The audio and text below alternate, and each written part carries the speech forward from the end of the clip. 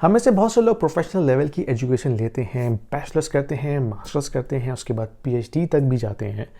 लेकिन क्या वजह है कि इस पूरी एजुकेशन जर्नी में हमें कहीं पे भी पर्सनल लेवल की फाइनेंशियल एजुकेशन नहीं दी जाती।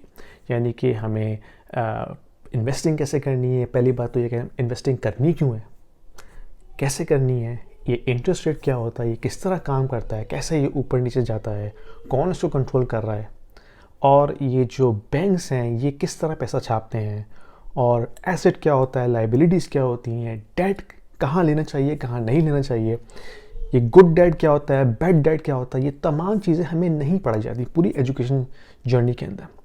और हम जाके जब प्रोफेशनल लाइफ में जाते हैं तो हमें कुछ नहीं पता होता कि हमें किस तरह फाइनेंस को अपने पर्सनल लेवल पे मैनेज करना है। और मेरा मानना ये है कि ये तमाम नॉलेज जो है ये जानबूझ के हमसे छुपाई गई है। और जब मैं इस पूरी सिस्टम की गहराई में जाकर समझने की कोशिश करता हूँ तब मुझे नज़र आता है कि there is a reason why they have hidden all this knowledge from अस।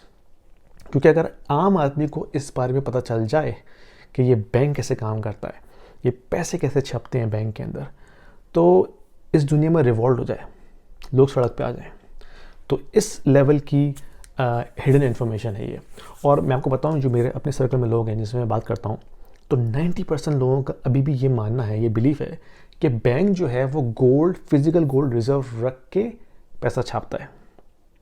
अगर आपका भी ये बिलीफ है तो प्लीज़ कमेंट में जाके ज़रूर मुझे बताइएगा। लेकिन आपको ये बता दूं कि ऐसा कुछ नहीं है। बैंक के पास किसी किस्म का कोई कंस्ट्रेंट नहीं है, फिजिकल कोई कंस्ट्रेंट नहीं है टू प्रिंट मनी। ठीक है, ये सारा सिस्टम, ये जो ग्लोबल फाइनेंशियल सिस्टम है, ये जो मॉनेटरी सिस्टम है, ये चलता है ट्रस्ट और रिस्क के ऊपर। अगरचे सिस्टम में ट्रस्ट मौजूद है, अगरचे सिस्टम में रिस्क कम है, तो bank will continue to print money and put this into the economy.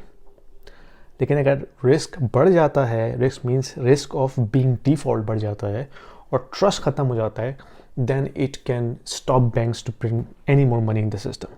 That's how it all works. Okay? तो ये से एक थॉट प्रोवोकिंग वीडियो बने बनाई है ताकि आप लोग इस बारे में सोचें, अपने तौर पर रिसर्च करें। और अगर आप जानना चाहते हैं मज़ीद डिटेल में कि भाई ये बैंक्स कैसे काम करते हैं, कौन कंट्रोल करता है इनको, ये फेडरल रिजर्व को कौन ओन करता है, कैसे फेडरल रिजर्व जो है वो तमाम चीज़ें नैरेटिवली चला रहा है, यानी कि उनका एक नैरेटिव होता है कि भाई हम हर चीज़ कंट्रोल कर रहे हैं, जबकि ऐसा है नहीं हकीकत में। तो क्या है इसके पीछे राज, कौन चला रहा है, कैसे चलता है सब कुछ, और ये स्टॉक मार्केट में किस तरह मनी पंप होती है और फिर दोबारा से क्रैश हो जाती है, क्यों होता है ऐसा, क्या होता है, क्या वजह है। तो इस बारे में अगर आप मज़ीद जानना चाहते हैं तो प्लीज़ कमेंट में जाके मुझे बताइए। I will make a detail video about this. और कोई क्वेश्चन है तो ज़रूर पूछेगा। And I will see you in my next video. Thank you.